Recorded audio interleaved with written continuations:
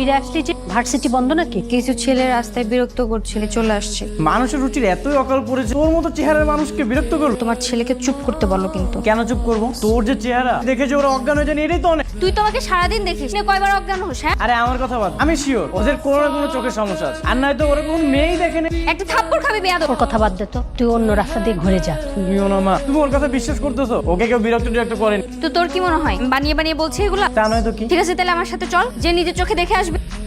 চল দেখি তোকে কে বিরক্ত করে। আয়। ওরা কিন্তু সব বস্তির ছেলে পেলে, সবগুলো অশিক্ষিত, সাথে তুই ঝামেলা করবি না। তুই আগে চল, আমি ঝামেলা করবো নাকি ধন্যবাদ দেবো সেটা পরে দেখবো। কি গো সুন্দরী, মাথা নিচু করে গেলে হবে নাকি? একটু তাকাও। সুন্দরী দেখতে লজ্জা পাইতাছে, সাথে একটা পোলা মাছ দেখতাছে। এবং চল, এদের সাথে ঝামেলা করিস না, চল ভাই।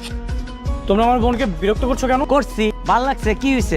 রাস্তায় একটা মেয়েকে বিরক্ত করতে লজ্জা করে না? কি রে, ওই দি ঝাড়ি দেয়, তুই কি নিজের শাহরুখ খান বাবস? ভাই চল এখান থেকে, এখান থেকে মারামারি হবে, চল। চুপচাপ দাঁড়ায় থাক। এখনো তো কিছুই করি না, শুধু ওরে দূর থেকে ডাক দিস। একে যদি তোর বোনের উন্না ধরে টান দে। কি বলে তুই এটা? কি হয়েছে?